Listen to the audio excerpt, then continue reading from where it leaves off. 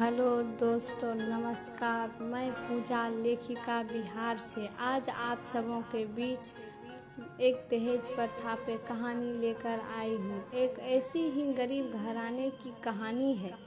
एक गरीब व्यक्ति को एक पुत्री थी। उस व्यक्ति का नाम मोहन थे। मोहन की पुत्री का नाम सिया थी। मोहन दूसरे के खेतों में काम काज करके अपने परिवार का परवरिश किया करते थे। एक दिन की बात है, मोहन अपने पुत्री के विवाह के लिए स्वयं वर ढूंढ रहे थे। एक दिन मोहन ने ऐसा परिवार वालों से मिलते ही मोहन ने उसके दरवाजे पे पहुंच गए और वहां पे पहुंचते ही अपनी बेटी का विवाह आपके बेटे के साथ करने का चाह करने लगे। लड़के के पिताश्री इस विवाह के लिए राजी हो गए थे, लेकिन लड़के के पिताश्री ने मोहन से कहा, मेरा एक शर्त है जो आपको पूरे करने होंगे।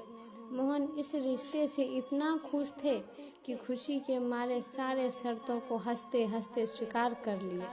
मोहन कहते हैं, हजूर, मैं बहुत खुश नसीब हूँ कि मेरी बेटी आपके घरों की बहू बनेगी। लड़की के पिताश्री ने कहा, विवाह का आयोजन किया जाए। मोहन अपने बेटी सिया को सारी बात बता डाली और सिया अपने पिता के खुशियों में खुश हो गए और खुशी खुशी इस विवाह के लिए तैयार हो गई।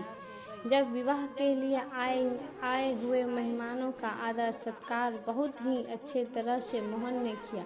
जब विवाह संपन्न हो गया तो लड़के के पिता ने, मोहन, अब मेरे शर्तों का समय आ गया है। मेरे शर्त के हिसाब से जो कुछ भी मांगे थे वो सब कुछ मेरे सामने उपस्थित कीजिए, नहीं तो आपकी बेटी मेरी घर की बहू बनकर कभी भी नहीं जाएगी।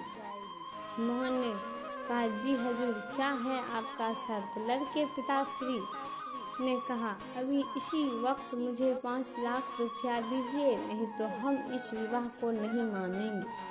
मोहन बहुत परेशान हो गए। लड़के के पिताश्री के सामने हाथ जोड़ लिए, साहब, एक गरीब बाप पे रहम कर दीजिए, अनर्थ मत कीजिए, मेरी फूल जैसी बच्ची का जीवन बर्बाद हो जाएंगे।